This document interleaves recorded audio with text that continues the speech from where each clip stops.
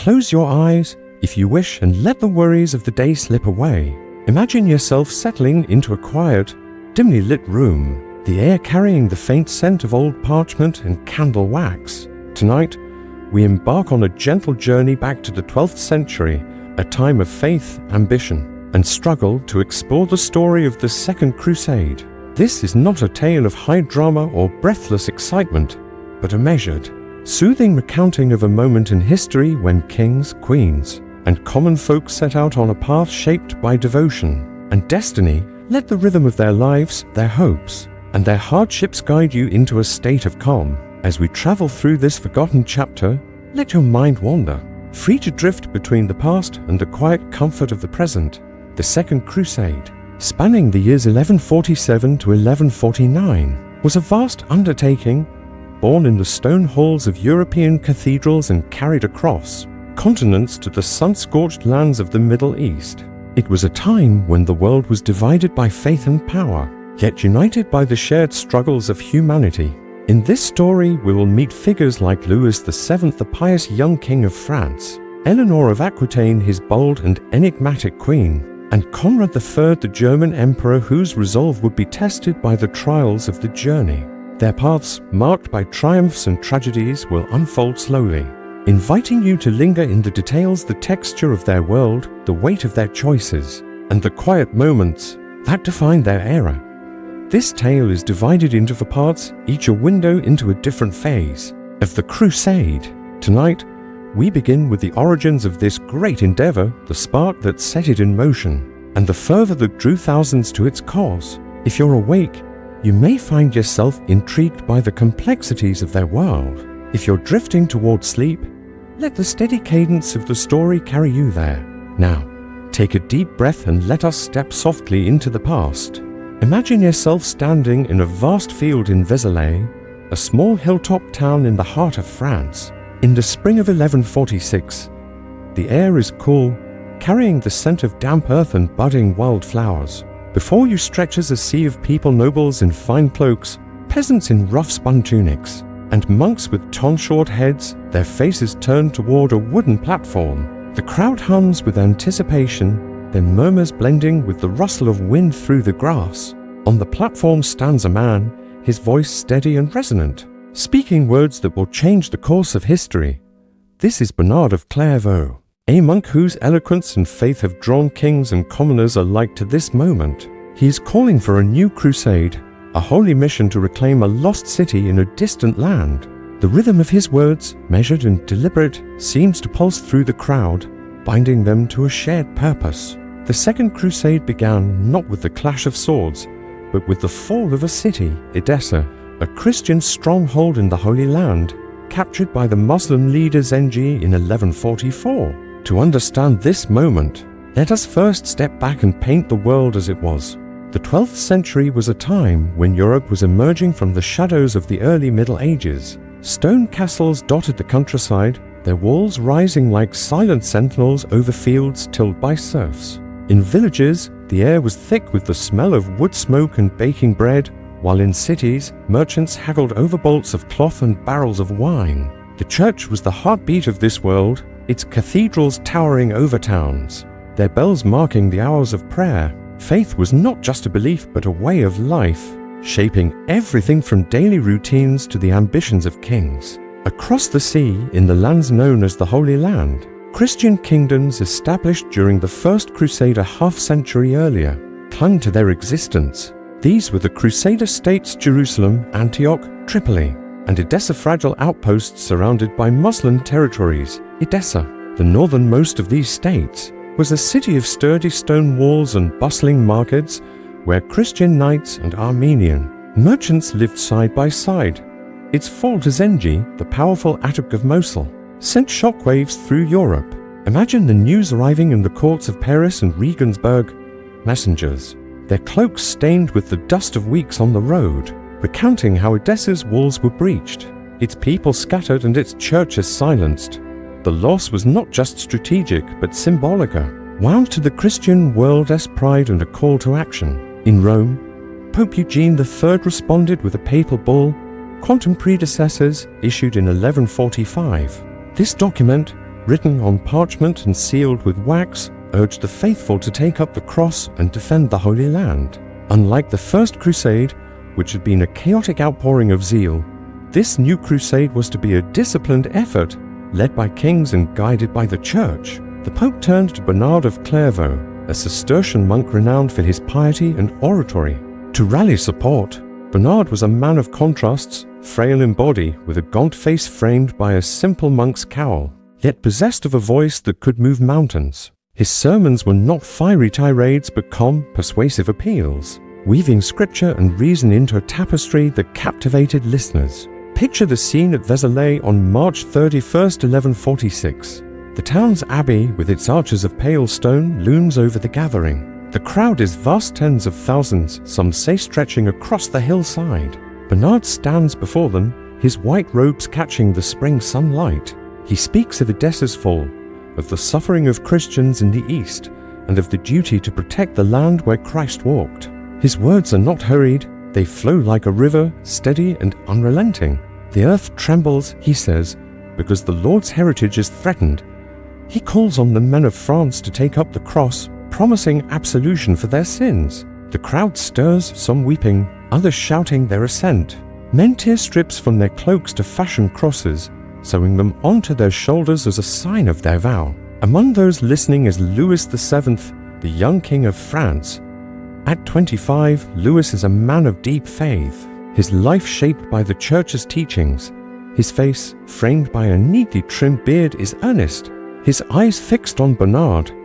Louis is not a warrior king. His reign has been marked by disputes with rebellious nobles and the Church itself. Yet, he sees in the crusade a chance to prove his devotion and unite his fractious kingdom. Beside him stands his queen, Eleanor of Aquitaine, a woman whose presence draws whispers from the crowd. Eleanor, barely 22, is the heiress of Aquitaine, a vast duchy in southern France. Her beauty dark eyes, auburn hair is matched by her intellect and ambition. She is no mere consort, she commands her own retinue, her own wealth and her own will. When Louis kneels to take the cross, Eleanor does the same, a decision that sends ripples of surprise through the assembly. A woman joining a crusade? It is unheard of, yet Eleanor's resolve is unshakable.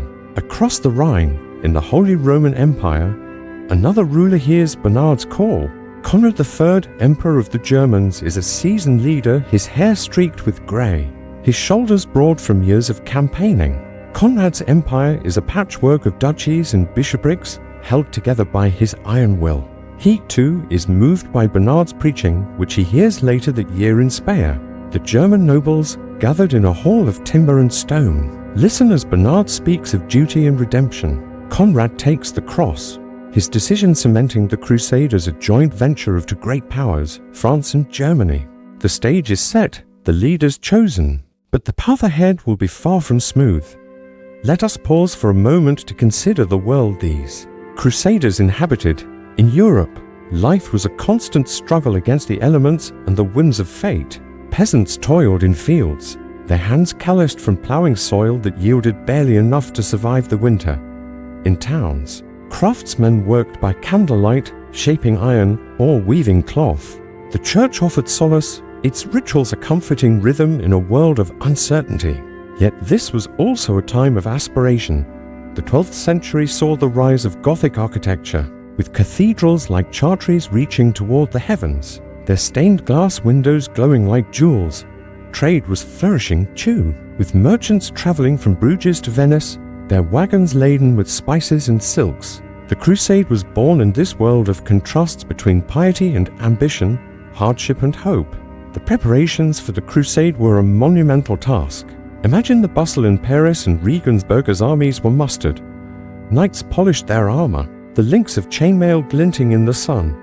Squires packed wagons with provisions, barrels of salted meat, sacks of grain, and skins of wine. The cost was staggering. Louis and Conrad drained their treasuries, levying taxes and selling lands to fund the expedition. In villages, priests preached the crusade, urging men to join. Some went willingly, driven by faith or the promise of plunder. Others were pressed into service by their lords. Women, too, played a role, not just as camp followers but as patrons like Eleanor. who funded her own contingent of knights and ladies-in-waiting. The presence of Eleanor of Aquitaine was a source of both fascination and controversy. In a world where women were expected to remain in the shadows, Eleanor was a blazing exception. She inherited Aquitaine at 15, making her one of the wealthiest landowners in Europe. Her marriage to Louis in 1137 had been a political alliance uniting the north and south of France. Yet Eleanor was no passive queen. She was educated, fluent in Latin and the troubadour songs of her native Aquitaine. Her decision to join the Crusade was bold, perhaps even reckless. Some chroniclers whispered that she sought adventure. Others claimed she wished to assert her authority. Whatever her motives, her presence added a layer of complexity to the expedition. Imagine her riding at the head of her retinue, her banner a golden lion on a red field fluttering in the breeze. Her ladies, dressed in fine silks, rode beside her, a sight that both inspired and unsettled the men who saw them. The Crusaders' motivations were as varied as the people themselves. For Louis, the Crusade was a spiritual quest, a chance to atone for past sins, including a bitter conflict with the church over the town of Vitry, where his troops had burned a church with hundreds inside. For Conrad, it was a matter of imperial prestige, a way to assert his authority over his fractious nobles. For the common soldiers, knights, archers, and footmen, the Crusade offered a chance to escape the drudgery of their lives. Some dreamed of salvation, others of land and wealth in the Holy Land. Yet all faced a journey of immense hardship, one that would test their bodies and their spirits. As the armies gathered, the air was filled with the sounds of preparation, the clang of hammers on anvils, the lowing of oxen pulling wagons, the chants of monks blessing the troops. In France, Louis appointed regents to govern in his absence, a task complicated by the ambitions of his nobles.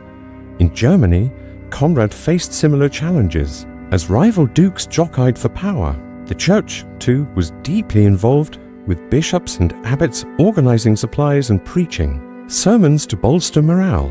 Bernard of Clairvaux traveled tirelessly from France to Germany to the Low Countries, his voice a constant refrain, urging unity and resolve. The scale of the enterprise was staggering. Estimates suggest that the French and German armies numbered in the tens of thousands knights, infantry, archers, and camp followers. They were not professional soldiers, but a mix of nobles, mercenaries, and peasants, bound by a shared vow.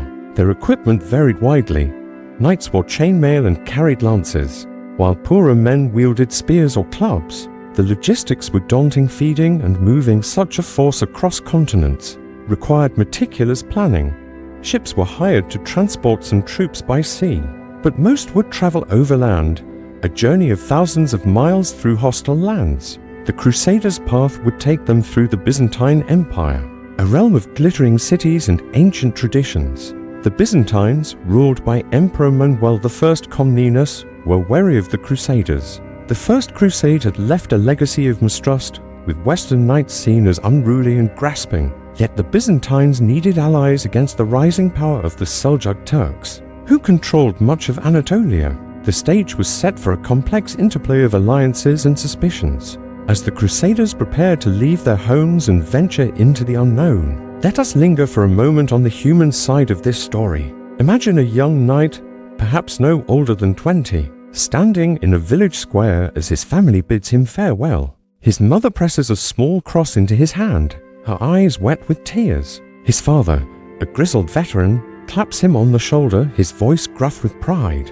The knight's heart is torn between fear and excitement, his mind filled with tales of Jerusalem's golden domes and the promise of eternal reward. Or picture a peasant, his hands rough from years of ploughing, joining the crusade not for faith but for the chance to see a world beyond his village. These were the men and women who would carry the hopes of Christendom, their lives woven into the tapestry of this great endeavor. As spring turned to summer in 1147, the armies began to move. The German contingent, led by Conrad, set out first, their banners snapping in the wind. The French followed soon after, Louis and Eleanor at their head. The road ahead was long, stretching through forests and mountains, across rivers and plains. The Crusaders carried with them not just weapons but dreams of glory, redemption, or simply survival. The rhythm of their march, the steady tread of boots on earth, became a kind of prayer, a testament to their resolve. This is where we pause, at the edge of Europe, with the Crusaders poised to cross into the Byzantine Empire. The call to crusade has been answered, the armies assembled, the vows made. What lies ahead is a journey of hardship and hope, of triumphs overshadowed by tragedy. If you're still with me, let the images of Vézelay's fields and Bernard's voice linger in your mind. If you're drifting toward sleep, let the rhythm of this story carry you gently onward. When you're ready, we will continue with the Crusaders' journey through Anatolia, where the true trials of the Second Crusade begin. Imagine yourself standing on a dusty road in the summer of 1147, the sun high overhead, its heat pressing against your skin like a heavy hand. The air shimmers, thick with the scent of dry grass and sweat-soaked leather. Before you stretches a long column of Crusaders, their armor glinting faintly through clouds of dust kicked up by thousands of boots and hooves. The banners of France and Germany flutter above the ranks' golden fleurs d'lis, and black eagles, symbols of ambition and faith. You hear the creak of wagon wheels, the low murmur of voices, and the occasional whinny of a horse. This is the Second Crusade, no longer a dream preached in cathedral halls, but a living, breathing endeavor, moving slowly across the vast expanse of Europe toward the Byzantine Empire and beyond. Let the rhythm of their march, steady and unhurried, guide you deeper into this story. As we follow the Crusaders on their arduous journey toward the Holy Land, the armies of Louis VII and Conrad III had set out from their respective realms, France and the Holy Roman Empire, in the spring and summer of 1147. Their destination was the Holy Land, but the path would take them through the Byzantine Empire, a realm of ancient cities and intricate politics, and then across the rugged terrain of Anatolia. Controlled by the Seljuk Turks, this was no simple pilgrimage, it was a military expedition, fraught with logistical challenges and the constant threat of betrayal or ambush. The Crusaders' journey was shaped not only by their faith but by the harsh realities of distance, terrain, and human frailty. As we trace their steps, let the weight of their burdens and the texture of their world settle over you, a gentle reminder of lives lived long ago. The German army, led by Conrad III, was the first to depart, setting out from Regensburg in May 1147. Picture the scene: a city of timbered houses and stone, churches nestled along the Danube River. The emperor, a broad-shouldered man in his 50s, rides at the head of his host, his chainmail polished to a dull sheen. Behind him march thousands knights in heavy armor, foot soldiers with spears, and a motley train of camp followers, cooks, priests, and merchants hoping to profit from the expedition. The German contingent is vast, perhaps as many as 20,000 strong. Though exact numbers are lost to time, their wagons are laden with provisions, barrels of salted pork, sacks of barley, and casks of ale. The air is filled with the sounds of preparation, the clang of metal, the shouts of sergeants, the low chants of monks offering blessings for the road ahead. The French army, under Louis VII and Eleanor of Aquitaine, followed a month later, departing from Metz in June. Their procession is no less impressive, though marked by a different character.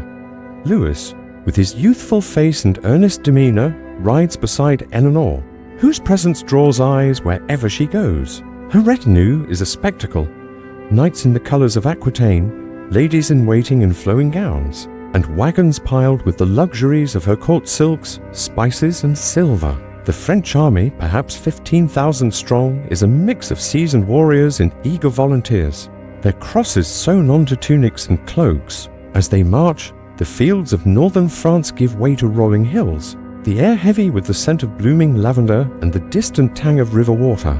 The Crusaders' first major destination was Constantinople, the glittering capital of the Byzantine Empire. To reach it, they traveled overland through Hungary and the Balkans, a journey of hundreds of miles. Imagine the landscape unfolding before them: dense forests of oak and pine, their leaves rustling in the breeze, wide rivers, their waters glinting in the sunlight, and mountain passes where the air grows thin and cold. The roads, often little more than muddy tracks, are churned into quagmires by the passage of so many feet. At night, the Crusaders make camp, their fires dotting the landscape like stars. The air carries the smell of roasting meat and the sound of songs some pious, others bawdy sung to keep spirits high. The Byzantine Empire, ruled by Emperor Manuel I Comnenus, was a world apart from the feudal kingdoms of Western Europe.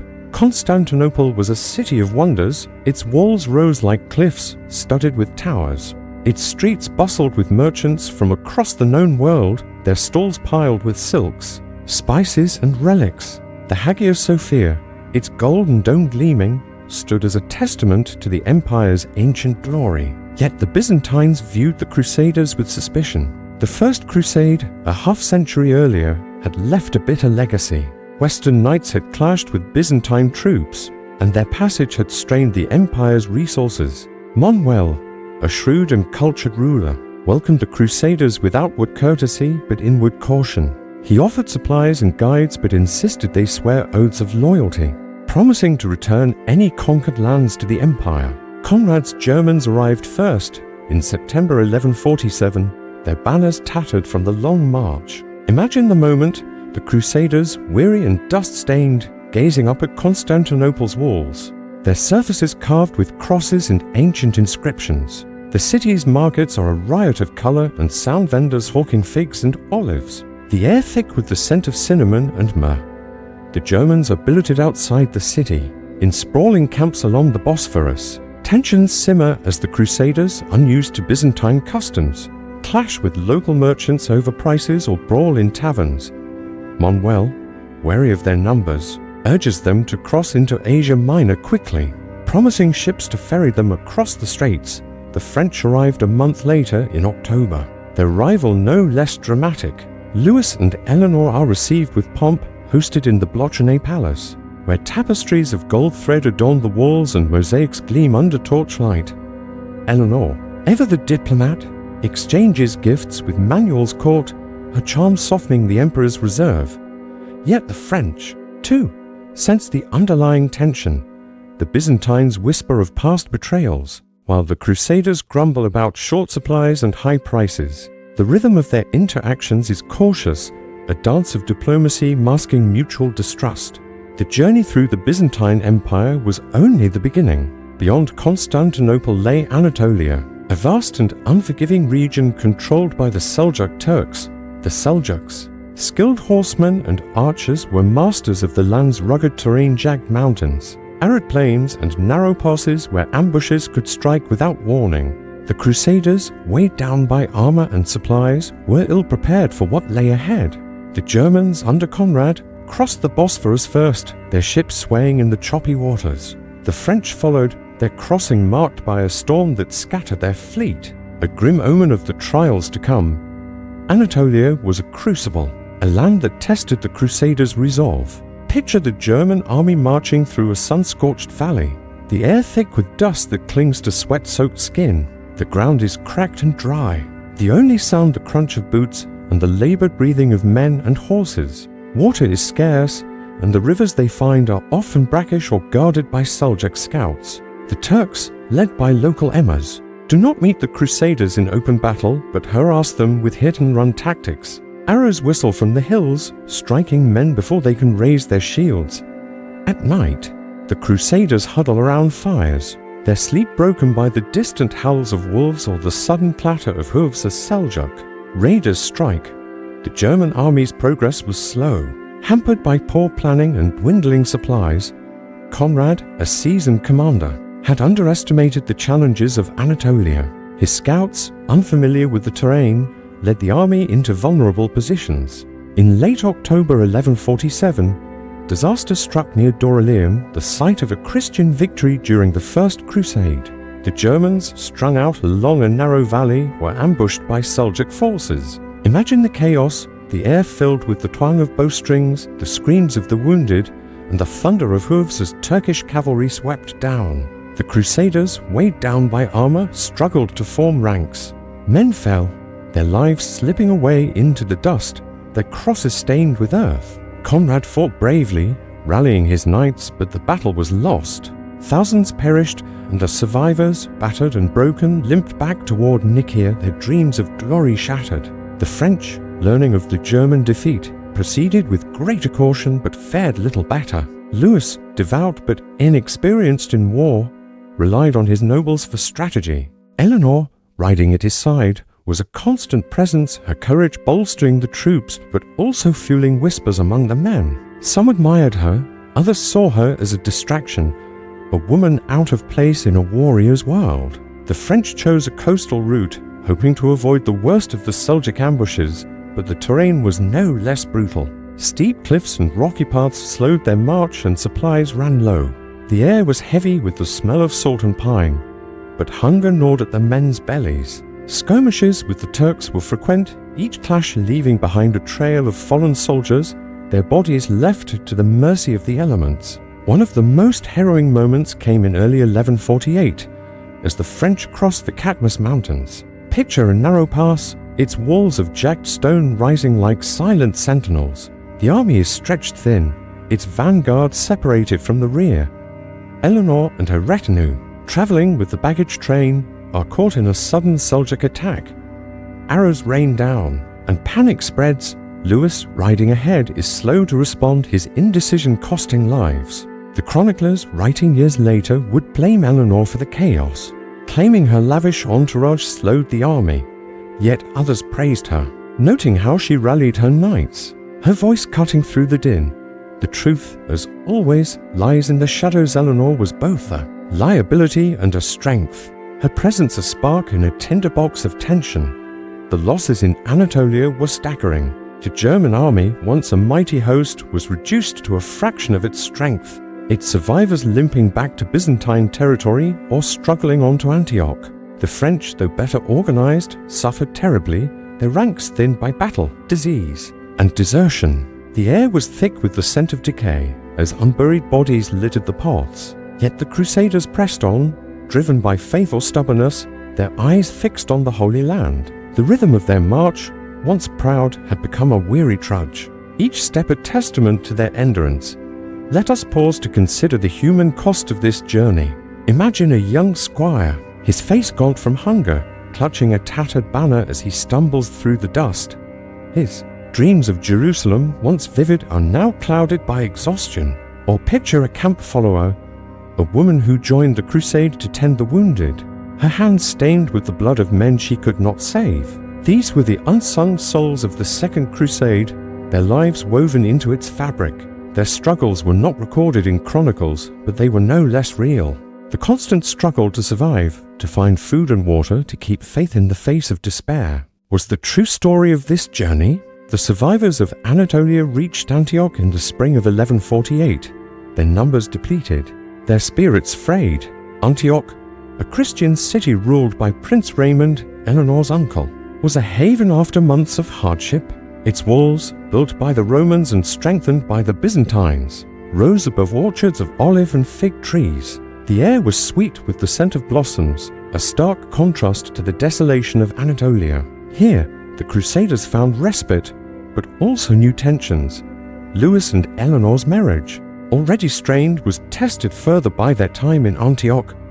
Raymond, a charismatic and ambitious prince, urged the Crusaders to attack Aleppo, a Muslim stronghold, but Louis, wary of his wife's closeness to her uncle, hesitated. Whispers of scandal of Eleanor's supposed infidelity began to spread, though whether they were true or born of malice remains uncertain. The journey through Anatolia had transformed the crusade. What began as a grand expedition, fueled by sermons and royal ambition, had become a grueling ordeal. The Crusaders, battered but not broken, now faced a new challenge, deciding their next move. Would they strike at the heart of Muslim power or turn their sights on Damascus, a city of wealth and strategic importance? The rhythm of their lives, marked by hardship and hope, continued to pulse, carrying them toward an uncertain future. This is where we pause in the shadow of Antioch's walls, with the Crusaders licking their wounds and grappling with new divisions. The journey has tested them, revealing both their strengths and their frailties. If you're still awake, let the images of dust-choked valleys and gleaming cities linger in your mind. If you're drifting towards sleep, let the steady cadence of this story guide you gently onward. When you're ready, we will continue with the Crusade's next chapter, the siege of Damascus and the unraveling of its ambitions. Picture yourself standing on a low hill overlooking the ancient city of Damascus in the summer of 1148. The air is warm, carrying the faint sweetness of date palms and the distant hum of a bustling city. Before you, the city's walls rise, their stones weathered by centuries of sun and sand, guarding a labyrinth of markets, mosques, and gardens. Beyond the walls, orchards stretch toward the horizon, their green canopies shimmering in the heat. Encamped at the city's edge is a weary host of crusaders, French, German, and local Christian forces, their tents a patchwork of faded colors under the relentless sun. The sound of their camp is a quiet murmur, the clink of armor, the soft prayers of priests, and the occasional shout of a sergeant rallying his men. This is the Second Crusade at its turning point, a moment when ambition and faith collide with reality. Let the rhythm of their struggle, slow and deliberate, draw you deeper into this story, as we explore the siege of Damascus and the unraveling of the Crusaders' dreams. The Crusaders had arrived in the Holy Land battered by their journey through Anatolia, their numbers diminished, their spirits tested. After finding refuge in Antioch, they faced a critical decision: where to direct their efforts. The city of Damascus, a jewel of the Levant, emerged as their target. Damascus was not just a city, but a symbolic center of trade, culture, and power. Ruled by the Muslim governor Mu'in al-Din an-Nur under the authority of Nur ad-Din, Zengi's son and successor. Its capture, the Crusaders believed, would strike a blow against Muslim power and restore the prestige of the Crusader states. Yet the decision to besiege Damascus was fraught with complications, born of strategic missteps and internal divisions. As we trace this chapter, let the weight of their choices settle over you, a gentle reminder of a world shaped by hope and hubris. The Crusaders gathered in Acre in June 1148, a coastal city where the air was thick with the scent of salt and cedar. Here, the remnants of the French and German armies joined forces with the local barons of the Crusader, statesmen like Baldwin III, the young king of Jerusalem, and Raymond of Antioch. The council at Acre was a tense affair, held in a stone hall adorned with tapestries of biblical scenes. Louis VII, his face lined with the strain of the journey, sat beside Conrad III, whose once proud bearing was now tempered by defeat. Eleanor of Aquitaine, ever a commanding presence, observed silently, her role diminished by the growing rift with her husband. The barons of Jerusalem, hardened by years of survival in the Holy Land, urged an attack on Damascus, arguing it was a more achievable goal than Aleppo, Nur ad-Din's stronghold. The decision was made, but not without dissent. Some, including Raymond, believed Aleppo was the true threat. The rhythm of their debates, measured yet fraught, echoed the uncertainties of the crusade itself. The march to Damascus was a stark contrast to the trials of Anatolia. The route was shorter, through fertile lands watered by the Barada River. Imagine the Crusaders moving through fields of wheat and vineyards, the air alive with the buzz of insects and the distant call of muezzins from village mosques. The army, perhaps 50,000 strong with the addition of local forces, moved with cautious determination. Knights rode in formation, their lances catching the sunlight, while foot soldiers trudged behind, their crosses faded but still proud. The baggage train laden with siege equipment, ladders, battering rams, and catapults creaked under the strain. Eleanor's retinue, though diminished, remained a spectacle, her banners fluttering alongside those of Jerusalem and France. The Crusaders' spirits lifted as they neared Damascus, the promise of victory a balm after months of hardship. The siege began on July 24, 1148, as the Crusaders encamped in the orchards west of Damascus. Picture the scene: rows of olive and almond trees, their leaves stirring in the breeze, providing shade for the Crusaders' tents. The air is heavy with the scent of ripe fruit and the tang of smoke from campfires. The city's walls, built of mud brick and stone, loom in the distance, their gates barred, their towers manned by archers. The Crusaders' plan was simple: seize the orchards to cut off the city's food supply, then breach the walls with siege engines. The local barons, familiar with the terrain, led the initial advance, their knowledge of the land a vital asset. The French and Germans followed, their ranks bolstered by zeal but weakened by inexperience. The first day of the siege was marked by fierce fighting. The Crusaders pushed into the orchards, their swords and spears flashing as they clashed with Damascus' defenders, militia, and professional soldiers sent by Mu'in al-Din. Imagine the chaos: the thud of arrows striking shields, the shouts of men locked in combat. the creak of siege ladders being raised against the walls. The orchards, once peaceful, became a battlefield, their earth churned by boots and hooves. The Crusaders gained ground, driving the defenders back toward the city gates. For a moment, victory seemed within reach. Louis, riding among his troops, urged them forward, his voice steady but strained. Conrad, his arm bandaged from a wound sustained in Anatolia, fought with grim determination, his knights forming a wall of steel. The air was thick with dust and the cries of the wounded, yet the Crusaders pressed on, their crosses a silent vow. But the tide soon turned. Mu'in al-Din, a skilled commander, rallied his forces, using the city's defenses to his advantage. Archers on the walls rained arrows, their tips glinting as they fell. Cavalry sallied from hidden gates, striking the Crusaders' flanks with devastating precision. The orchards, with their dense groves and irrigation channels, became a trap, hindering the Crusaders' heavy armor and unwieldy formations. The air grew heavy with the scent of trampled earth and the faint metallic tang of lives lost. The Crusaders' advance stalled, their momentum broken by the defenders' resilience. By the second day, exhaustion set in, the heat sapping the strength of men unaccustomed to the Levantine sun. Internal divisions further undermined the crusade. The leaders Louis, Conrad, and Baldwin disagreed on strategy. Some urged a prolonged siege, starving the city into submission. Others demanded an immediate assault on the walls. The local barons, wary of their Muslim neighbors, feared that a prolonged campaign would draw Nur ad-Din's forces from Aleppo. Rumors of treachery spread, with whispers that some barons had secret dealings with Damascus, hoping to secure trade concessions in exchange for lifting the siege. The rhythm of their debates grew discordant, each voice pulling in a different direction. Louis, torn between his faith and his doubts, struggled to assert authority. Eleanor, though sidelined, was a focal point of tension, her presence a reminder of the personal dramas that shadowed the campaign. By July 27th, the Crusaders made a fateful decision to shift their camp to the eastern side of Damascus, where the walls were supposedly weaker but the terrain less favorable. The move was a disaster. The new position lacked water and cover, leaving the army exposed to harassment by Damascene archers. The orchards, now out of reach, could no longer supply food. The air was dry, the ground cracked, the men's throats parched. Morale plummeted as hunger and heat took their toll.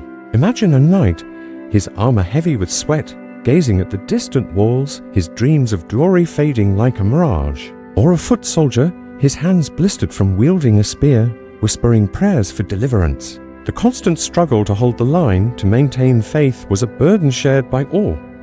On July 28th, after just 4 days, the Crusaders abandoned the siege. The decision was a bitter one, born of necessity rather than defeat in open battle.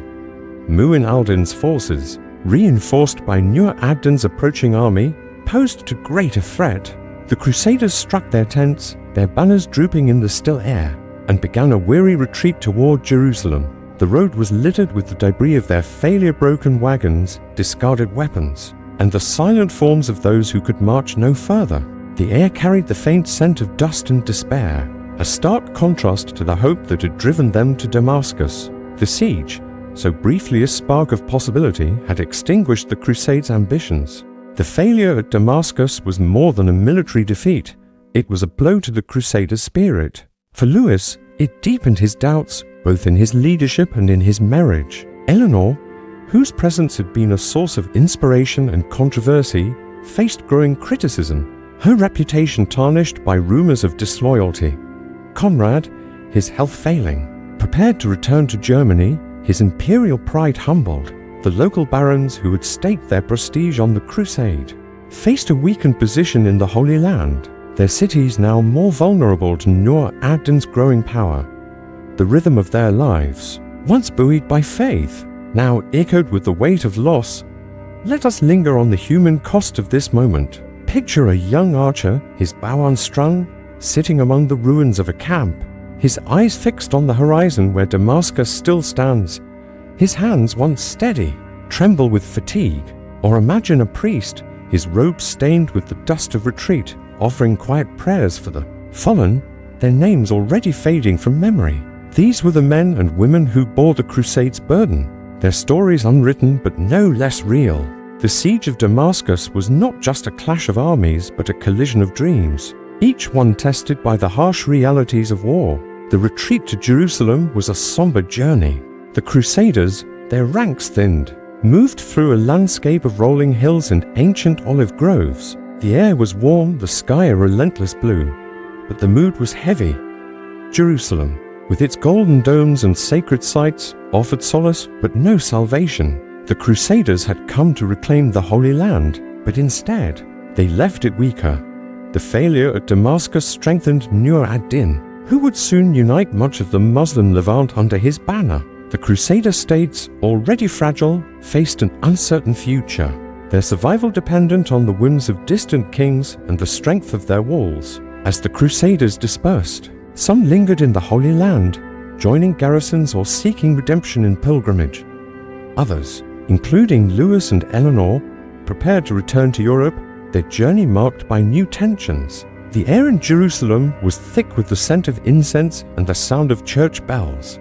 But the Crusaders' hearts were heavy with questions. What had their sacrifices achieved? Had their faith been misplaced? The rhythm of their lives, once driven by purpose, now faltered. A quiet lament for a dream unfulfilled. This is where we pause in the shadow of Jerusalem's walls, with the Crusaders grappling with their failure. The siege of Damascus has marked the end of their ambitions, but not the end of their story. If you're still with me, let the images of orchards and stone walls linger in your mind. If you're drifting towards sleep, let the steady cadence of this tale carry you gently onward. When you're ready, we will continue with the final chapter, the aftermath of the Crusade and its lasting legacy. The air in Jerusalem carries the faint scent of myrrh and dust, a city where stone walls hold the weight of centuries. It is the summer of 1148, and the Crusaders, their banners tattered, their faces etched with exhaustion, linger in the shadow of the Holy Sepulchre. The golden light of dawn spills over the city's domes, but it cannot warm the chill of defeat that clings to the survivors of the Second Crusade. The siege of Damascus has ended in retreat, a bitter note in a symphony of ambition that began with sermons and vows. Now, as the armies prepare to scatter, some to remain in the Holy Land, others to return to Europe, the echoes of their failure ripple outward, shaping lives, kingdoms, and the course of history. Let the rhythm of their departure, slow and measured, draw you into this final chapter, where we explore the consequences of the Crusade, the personal dramas that unfolded, and the quiet lessons left in its wake. The retreat from Damascus marked the end of the Second Crusade's grand aspiration, but it was not the end of its story. The Crusaders, their numbers dwindled to a shadow of their former strength, faced a reckoning. For Louis VII, the young king of France, the failure was a wound to his faith and his pride. He had taken the cross at Vézelay, his heart alight with visions of divine favor, only to return to Jerusalem humbled, his army broken. Conrad III, the German emperor, bore the weight of his own losses, his once mighty host reduced by the ambushes of Anatolia and the futility of Damascus. Eleanor of Aquitaine, whose presence had stirred both admiration and scandal, stood at a crossroads, her marriage to Louis fraying under the strain of defeat and rumor. The local barons of the Crusader states, who had pinned their hopes on the Western armies, now faced a future darkened by the growing power of Nur ad-Din. The air was heavy with unspoken questions. What had been gained? What had been lost? And what would become of the Holy Land? In Jerusalem, the Crusaders found a city that was both a sanctuary and a mirror of their struggles. The streets, narrow and winding, were lined with churches and markets, their stones worn smooth by pilgrims' feet. The air carried the sound of bells and the chant of prayers, a constant rhythm that soothed the weary. Louis, ever devout, spent days in prayer at the Church of the Holy Sepulchre, its cool interior a refuge from the heat of the Levantine sun. He walked the Via Dolorosa, his steps slow, his thoughts tangled with guilt and doubt. Had his leadership failed? Had God turned away from the crusade? Conrad, his health weakened by the trials of the journey, prepared to return to Germany. His imperial ambitions dimmed but not extinguished. The local barons, led by Baldwin III, pressed for further campaigns, but their voices were drowned by the reality of depleted resources and fading resolve. Eleanor's time in Jerusalem was marked by a different kind of tension. Her marriage to Louis, strained by the hardships of the Crusade, had reached a breaking point. The whispers that began in Antioch rumors of her closeness to her uncle. Raymond followed her to Jerusalem, fanned by chroniclers eager for scandal. Whether these rumors held truth or were the product of malice, they deepened the rift between husband and wife. Eleanor, a woman of intellect and independence, chafed under Louis's growing mistrust. Picture her standing on a balcony overlooking the city, her auburn hair catching the evening light, her eyes fixed on the horizon. She was no longer the young queen who rode out of France with banners flying. She was a woman re-evaluating her place in a world ruled by men and faith. Her decision to seek an annulment, though not yet formalized, was taking shape. A quiet rebellion that would reshape the politics of Europe. The return journey to Europe was a somber affair. Conrad departed first in the fall of 1148, sailing from Acre to Constantinople and then traveling overland to Germany. His ships, weathered by storms, creaked under the weight of his diminished retinue. The air was sharp with the tang of salt, the horizon a blur of sea and sky. Conrad's thoughts were heavy with the memory of his army's destruction in Anatolia, the faces of men lost to arrows and hunger. Yet he was a survivor, his resolve tempered by adversity. Upon his return to Germany, he would face the challenge of rebuilding his authority, his empire fractured by rival nobles who would seize the opportunity of his absence. The rhythm of his life, once marked by the clash of swords, now turned to the quieter work of governance and reconciliation. Louis and Eleanor lingered in the Holy Land until the spring of 1149, their departure delayed by Louis's reluctance to abandon his pilgrimage. Their journey home was by sea, a voyage marked by peril and division. The fleet, battered by storms, was scattered off the coast of Sicily, and Louis and Eleanor were briefly separated, their ships driven apart by wind and waves. Imagine Eleanor on the deck of her vessel, the air thick with the roar of the sea, her hands gripping the rail as she gazes into the storm. The separation, though brief, was symbolic of physical manifestation of the growing distance between them. When they reunited in Italy, their reunion was cold, the warmth of their early marriage lost to the crucible of the Crusade. The return to France was a journey through a changing world. The courts of Europe, once ablaze with crusading fervor, now buzzed with news of the failure. In Paris, Louis faced a kingdom restless under the regency of his advisors. The air in the royal palace was thick with the scent of wax and parchment. As clerks tallied the cost of the crusade gold spent, lives lost and prestige diminished. Eleanor, returning to her duchy of Aquitaine, was greeted with loyalty but also scrutiny. Her subjects, proud of their duchess, whispered of her adventures in the Holy Land. Her name now tied to both courage and controversy. The rhythm of their lives, once united by a shared vow, now diverged, each step carrying them toward a new chapter.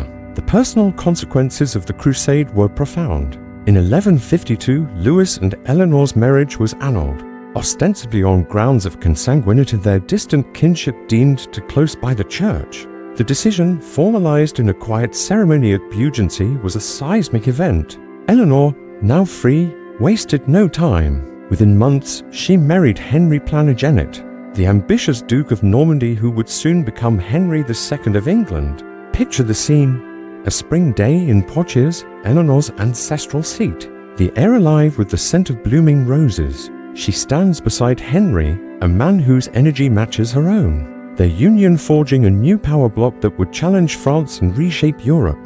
Louis, left to govern a diminished kingdom, mourned the loss of Aquitaine's wealth and Eleanor's brilliance, his faith tested by both defeat and divorce. The broader legacy of the Second Crusade was no less significant. In the Holy Land, the failure at Damascus strengthened Nur ad-Din, who consolidated his power over Syria and set his sights on the Crusader states. The fall of Edessa in 1144 had been a spark. The defeat at Damascus fanned it into a flame. Nur ad-Din's armies, disciplined and united, would pose a growing threat, culminating in the rise of Saladin decades later. The Crusader states, already fragile, faced a future of constant struggle, their survival dependent on the dwindling support of Europe.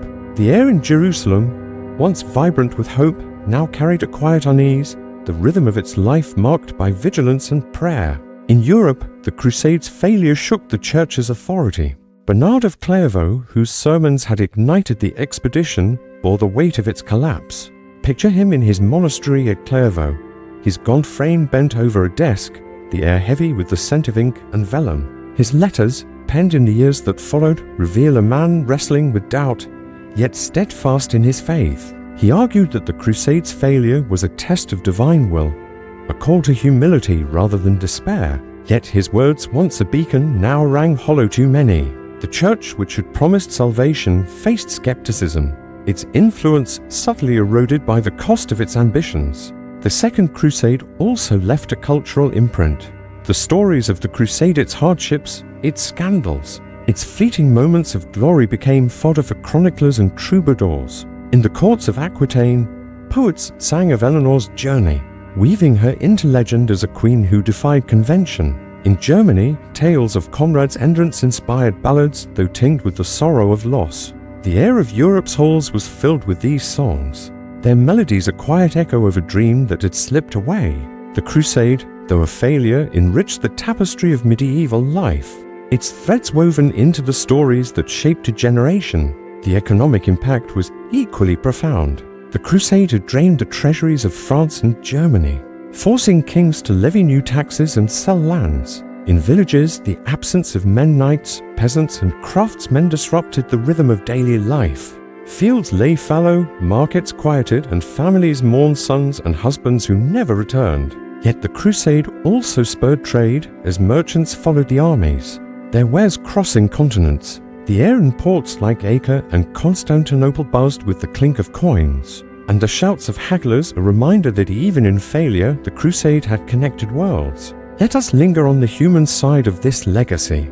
Consider a knight, now returned to his village in France, his armor packed away, his hands once again guiding a plough. The air is cool, the earth soft beneath his feet, but his thoughts drift to the deserts of Anatolia, the walls of Damascus. Or picture a widow in Jerusalem, her husband lost in the orchards, her days spent weaving cloth to survive. These were the lives touched by the Crusade, their stories unwritten but no less real.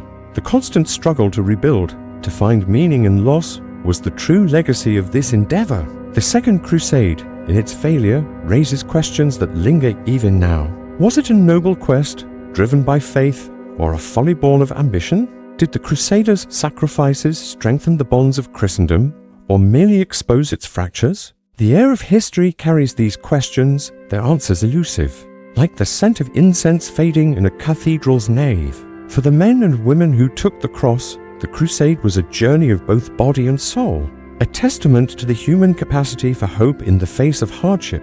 As we draw this story to a close, let us return to the present. The world of the Second Crusade, with its stone castles and desert battlefields, is distant, yet its echoes remain. The rhythm of their lives, marked by faith, struggle, and resilience, offers a quiet contrast to the comforts of today. Picture yourself now in the stillness of your own space, the air soft with the promise of rest. The Crusaders' story, with its triumphs and tragedies, has unfolded over these hours, a gentle companion to your evening. Let it linger, if you wish, as a reminder of a time when men and women faced the unknown, their hearts guided by dreams that, though unfulfilled, shaped the world we know. The tale of the Second Crusade has unfolded like a tapestry unrolled in a quiet hall, its threads woven from the ambitions of kings, the courage of queens, and the silent struggles of countless souls. From the fervent sermons in Vézelay's fields to the dust-choked valleys of Anatolia, from the orchards of Damascus to the sacred stones of Jerusalem, we have walked alongside Louis VII, Eleanor of Aquitaine, Conrad III, and their followers. Their journey, marked by faith and fraught with failure, has carried us across centuries, its rhythm steady and soothing, a gentle current guiding us through the past. Now, as the air grows still and the story draws to a close, let us linger for a moment in the quiet aftermath, reflecting on what their lives reveal about their world and ours. The Second Crusade was no triumph, it was a dream that faltered, leaving behind a legacy of lessons rather than laurels. In its wake, kingdoms shifted, marriages dissolved, and the Holy Land faced a future shadowed by stronger foes. Yet within its failures lie stories of resilience, men and women who pressed forward through hunger, heat, and heartbreak, driven by a belief in something greater than themselves. The air of their world, thick with the scent of incense and the dust of battle, carries echoes of their resolve, a reminder that even in defeat, there is meaning to be found. Louis returned to France a humbled king, his faith tested but unbroken. Eleanor forged a new path, her boldness reshaping the courts of Europe. The common folk, whose names are lost to us, carried their burdens home, their lives woven into the fabric of history. As you rest tonight, let the weight of their journey slip away, like a cloak laid aside after a long day. The stone halls of Paris, the sun-scorched plains of Anatolia, the golden domes of Jerusalem, they fade into the distance, their colors softening in the twilight of memory. The rhythm of their lives, once so vivid, now blends with the calm of your own space, where the air is gentle and the world is at peace. If your mind still wanders, consider this: the past, with all its struggles, has led us to this moment where you can lie back, close your eyes, and let the quiet embrace you. The Second Crusade, with its hopes and hardships, is a story completed, a chapter closed. Sleep now, wrapped in the comfort of the present, and let history's whispers guide you into dreams.